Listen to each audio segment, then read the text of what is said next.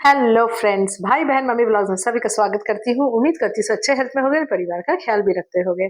तो भाई हमारे समर भैया का कहना है पुलिस के सामने कि वो डिप्रेशन में जाते हैं तो गुनगुन और राधिका को दोनों को बहुत आनंद आता है। पर मैं तो समर को एक ही चीज बोलूंगी कि समर, तुम डिप्रेशन में कब गए? तुम डिप्रेशन में नहीं हो, तुम तो साइको लवर बन चुके थे। इतने बड़े साइको लवर बने थे कि अपनी बीवी के पास भी गांव से आके तुम नहीं गए, तुम सीधे गुनगुन के पास चले आए कि गुनगुन के पास जाके थोड़ा पत्ता जमाते हैं, क्या पता फिर से मेरे जाल में फंस जाए और फिर हम दोनों साथ में उस फ्लैट में रहने लगेंगे। तभी तो तुम उसको बोल रहे थे कि अपने पापा को बोलो फ्लैट तुम्हारे नाम कर दे, ताकि तुम दोनों फैमिली की तरह रह सको।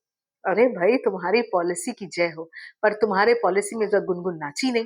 गुनगुन बने ही बनी कठपुतली इस बार। अगर वो कठपुतली बनती तब तुमको मजा आता, पर वो कठपुतली नहीं बनी तो तुमने उसको गद्दार का टैग दे दिया कि गुनगुन है गद्दार।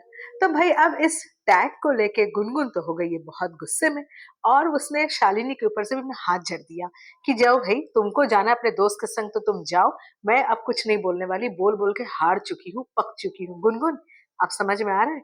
हम भी तुमको इतना समझाते हैं, इतना बोलते हैं, तुम्हारे फैमिली के नहीं है, पर फिर भी तुमको एक छोटी बहन तुम लगती हो। तुमको हम लोग समझाते हैं कि चलो भाई, ये लड़की कम से कम सुधर जाए, समझे, समर के पीछे पीछे ना वो करे, ध्रुव के संग अपना घर बसाए। ध्रुव बहुत अच्छा लड़का था, तुम उसको बर्बाद की, इसको जेल भेज के, समर के कहने पर। तुम्हारा अपना बुद्धि तुम्हारा भ्रष्ट हो गया था, तुम अपने बुद्धि में नहीं चलती हो ना, तुम तो समर, राधिका की मम्मी, इनके बुद्धियों में नाचती हो। तो तब तो तुम समर की बुद्धि में नाच के तुम ध्रुव को जेल भेज दी थी। इसका नतीजा क्या हुआ? ध्रुव हो गया एकदम बेकाबू, बन गया एकदम बागी।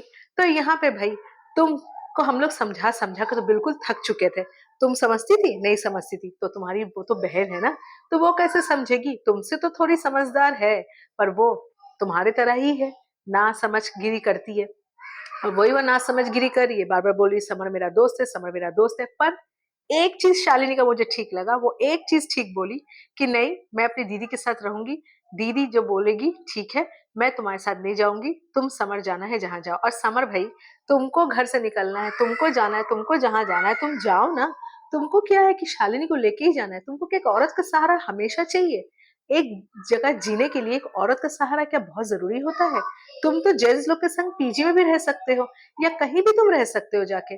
तुमको क्या जरूरत है शालिनी कहीं भी रहे, गुनगुन के घर रहे, कहीं भी रहे, वो उसकी कजन है, वो अपना समझेगी। पर तुम उसके साथ जाने के लिए इतना क्यों तड़प रहे हो? जैसे लगता है तुम उसके संग अब घर बसाना चाहते हो।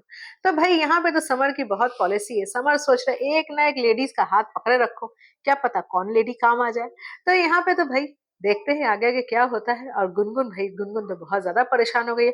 और गुनगुन से ज्यादा परेशान तो मुझे पुलिस वाला लग रहा है कि क्या करे और क्या ना करे, ये कैसी मुश्किल है। कोई तो बताए इसका हल मेरे भाई। तो चलिए देखते हैं आगे के क्या होता है। अभी तो समझ ले गया ब्रेन वॉश करने के लिए शालिनी को बाहर, कितना ब्रेन वॉश उस लड़की का होता है ये भी देख लेंगे। तो ब्लॉग अच्छा लगा प्लीज एक लाइक जरूर कीजिएगा, चैनल में नए प्लीज सब्सक्राइब जरूर कीजिएगा। तब तक के लिए बाय बाय।